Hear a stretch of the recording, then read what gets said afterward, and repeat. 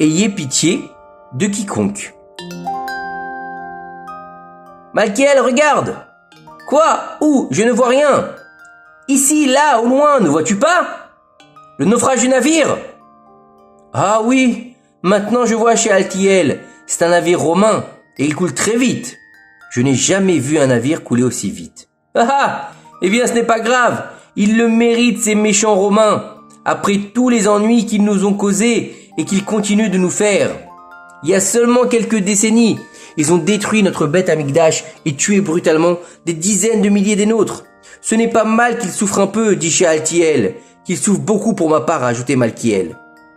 Eh bien, continuons notre chemin. Nous avons encore un long chemin à parcourir. Nous devons atteindre Jérusalem où se trouvait jusqu'à il y a quelques années le Beth Amikdash. Et maintenant, à cause de gens comme ceux qui sont noyés sur le navire, nous n'avons plus nulle part où offrir les sacrifices. Cela nous manque toute l'année, et particulièrement maintenant que nous ne pouvons pas offrir les sacrifices des fêtes. Aïe Malkiel, c'est une fête pour Hachem aujourd'hui, tu te souviens-tu de cette époque? Nous montions en masse au Beth Amikdash qui se dressait dans sa gloire, hommes, femmes et enfants, pour se délecter et se rapprocher de la présence divine, pour faire la fête et pour se réjouir dans la cour de la maison d'Hachem. Et maintenant, nous n'avons plus rien. Tout cela à cause de ces gens. Ils le méritent.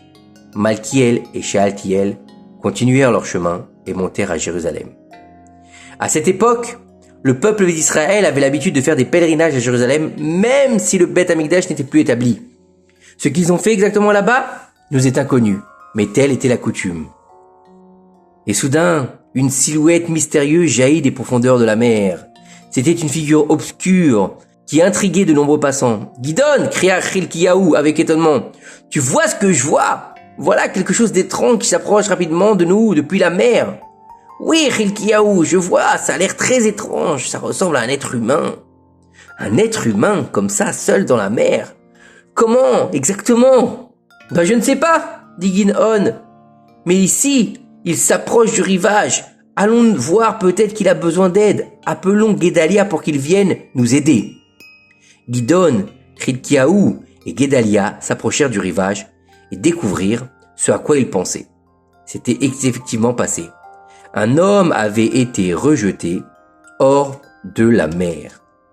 Les trois coururent vers lui, et quand ils lui rendirent son esprit, ils commencèrent à lui demander qui il était, et d'où il venait, et comment, pour l'amour d'Hachem, il en était arrivé à cet état. Quand l'homme se calma un peu, il leur dit « Je suis romain, et de la ville de Rome, je suis venu ici par bateau. Mon navire a coulé, et personne n'a survécu sauf moi. J'ai réussi à attraper une planche du navire à flotter dessus, jusqu'à ce que j'atteigne le rivage. S'il vous plaît, Juifs miséricordieux, faites-moi de la bonté et ranimez-moi. S'il vous plaît, donnez-moi de la nourriture, des boissons et des vêtements à porter. Vous savez, nous les Romains, nous sommes frères et vous devez m'aider. » Les trois se regardèrent, puis tout d'un coup, ils s'écroulèrent de rire. « Vous aider ? Qu'un juif aide un romain? Si ce n'était pas drôle, ce serait probablement triste. S'il vous plaît, vous êtes juif miséricordieux. Vous ne laisseriez pas une personne sans défense et sans le sou, comme moi, mourir seul ici. Aidez-moi, je vous en supplie, s'écria le romain d'une voix étranglée de larmes. Mais Gidon, Chilkiyahu et Guédalia se tournèrent et s'éloignèrent. Une seconde avant de le quitter complètement, ils lui dirent « Que cela arrive à tout votre peuple. » Et ils disparurent. Le Romain, qui ne voulait pas abandonner sa vie si facilement, se mit en route avec ses dernières forces et commença à chercher quelque chose ou quelqu'un pour l'aider à rester en vie. Après quelques minutes de recherche, le Romain vit la silhouette d'un homme de grande taille. C'était Rabbi Elazar ben Shamoua. Le Romain se dit « Ce juif semble être une personne importante. Il ne laissera certainement pas mourir une personne comme moi, mais l'aidera. » Avec le reste de ses forces, il s'approcha de Rabbi Elazar ben Shamoua et lui dit d'une voix pleurante et suppliante « Rabbi, s'il vous plaît, je vois que vous êtes une personne grande et importante parmi votre peuple. Je sais bien sûr que vous comprenez la dignité des personnes. Accordez-moi votre bienfaisance et ranimez-moi, s'il vous plaît. Apportez-moi du pain à manger et un vêtement à porter, s'il vous plaît. Vous seul pouvez m'aider, sinon je mourrai. » Bien que Rabbi Elazar sût et comprenne que l'homme qui se tenait devant lui n'était pas juif, il se sentit désolé pour lui et décida de l'aider. Rabbi Elazar, qui était le plus grand de sa génération et une personne importante, portait 7 types de vêtements sur lui-même. Il prit l'un des vêtements dessus et couvrit l'homme. Il l'emmena chez lui, la nourrit, a abreuvé et lui donna de la place pour dormir. Après que l'homme soit devenu plus fort et que se soit remis de tout ce qu'il avait traversé, il voulut continuer son chemin. Avant son départ, Rabbi Elazar lui apporta 200 dinars d'or et partit pour l'accompagner sur son chemin. Tous deux parcourirent une longue distance, jusqu'à ce que Rabbi Elazar le raccompagne chez lui avec grand honneur. Un certain temps après, régnait un grand deuil dans l'Empire romain. Le grand empereur de Rome était mort. Et comme c'est la voie des rois, quand on meurt, un nouveau roi est immédiatement nommé à sa place. Au cours d'une cérémonie impressionnante qui dura plusieurs semaines, le nouveau roi fut couronné. Le roi s'assit sur son trône et commença à s'occuper des affaires royales. Et immédiatement, il publia un décret dur et terrible. « Tuez tous les Juifs de la terre d'Israël, qu'Hachem nous en préserve. » La parole du roi et le décret sévère parvint aux Juifs de la terre d'Israël. Une grande terreur s'abattit sur les Juifs de la terre d'Israël. Ils savaient tous que lorsqu'un tel décret venant des cruels Romains était publié, il fallait un miracle pour l'annuler. Les sages firent une réunion entre eux pour savoir s'il était possible de se sauver de ce mauvais décret. Ils réfléchirent et arrivèrent à la conclusion qu'en plus de prier Hachem de les épargner et d'avoir de la compassion pour eux, ils devaient aussi agir par eux-mêmes en apaisant le roi. Les sages et les dignitaires passèrent parmi les Juifs et collectèrent une très grosse somme d'argent et d'or. 4000 dinars d'or pour l'amener au roi.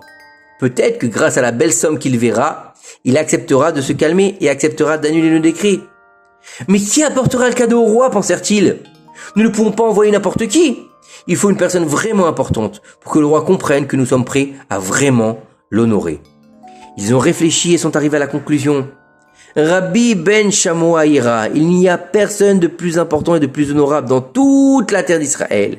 C'est sûr, quand le roi le verra et l'or en sa possession, il acceptera de nous pardonner. Et Rabbi Elazar accéda à leur demande et partit immédiatement. Quand Rabbi Elazar arriva à la porte du roi, il dit à l'un des gardes, « Allez dire au roi qu'un juif se tient à la porte et veut le voir et lui offrir un présent. » Le messager expliqua cela au roi et le roi lui ordonna de le faire venir. Rabbi Elazar entra dans la salle du trône et immédiatement, ils virent tous les deux qu'ils le connaissaient. « Eh bien, devinez-vous, chers enfants, qui est le nouveau roi que Rabbi Elazar reconnaît maintenant? C'est justement le Romain de notre histoire, celui qui avait failli se noyer quand le navire avait sombré. Rabbi Elazar savait que ce roi était la personne qu'il avait aidé il y a quelque temps, et le roi connaissait le bienfaiteur qui l'avait sauvé ce jour-là. Ils étaient tous les deux ravis de se revoir. Immédiatement, le roi sauta de son trône et s'inclina devant Rabbi Elazar. « Oh, cher Rabbi, comment allez-vous? Pourquoi avez-vous pris la peine de venir de si loin? Avez-vous besoin d'aide? » « Oui, votre majesté, j'ai besoin d'aide et je dois faire une demande spéciale au roi. »« Sûrement, cher Rabbi, tout ce que vous me demandez, vous le recevrez. Dites-le moi, je vous l'exaucerai immédiatement. Je suis venu demander à mon seigneur le roi de pardonner à tous les juifs de la terre d'Israël et d'annuler le décret sévère que vous leur avez imposé. » Le roi lui dit « Non, cher Rabbi, malheureusement, je ne pourrai pas le faire. Je suis en colère contre votre peuple qui ne m'a pas aidé quand j'en avais besoin. C'est pourquoi j'ai décrété que tous les Juifs de la terre d'Israël soient tués. Vous n'avez pas eu pitié de moi et je n'aurai donc pas pitié de vous. » Rabbi Elazar entendit les paroles du roi et lui dit « Votre Altesse, néanmoins, même si mon peuple ne vous a pas traité correctement, ayez pitié d'eux. Et aussi, regardez quel beau cadeau les Juifs vous ont envoyé, 4000 dinars d'or. » Le roi réfléchit et lui dit « Cher Rabbi, j'accepte votre demande, je leur pardonne. J'annulerai le décret, mais sachez que je fais tout cela à cause de vous seul, parce que vous m'avez sauvé la vie. Je n'ai pas besoin de cet argent. C'est à vous, comme cadeau, au lieu de l'argent que vous m'avez donné ce jour-là. Et je vous donne aussi la permission d'entrer dans ma salle du trésor et de choisir 70 vêtements beaux et respectueux en échange des vêtements que vous m'avez donnés et dont vous m'avez couvert ce jour-là. Maintenant, allez chez vous, Rabbi. Restez dans votre pays en paix parce que le décret a été annulé et je ne veux plus les tuer. Rabbi Elazar rentra chez lui, heureux et apaisé, et révéla à tout le monde que le décret avait été annulé. Tout le peuple se réjouissait et faisait un grand festin en remerciant Hachem de l'avoir sauvé. Puis les Juifs comprirent que c'était grâce à la charité que Rabbi Elazar avait prodiguée aux Romains qu'ils étaient tous sauvés. Nous aussi, chers enfants, nous apprendrons d'ici combien il est important de récompenser la bonté et d'en faire profiter chaque personne. Si ce païen qui venait d'un peuple cruel qui a détruit le temple a été aidé par Rabbi Elazar sans calculer, sûrement, quand il parle d'un juif, nous sommes obligés de l'aider. Et même si ce juif nous a fait un peu de mal, et peut-être nous a un peu dérangé, nous avons le devoir de l'aider.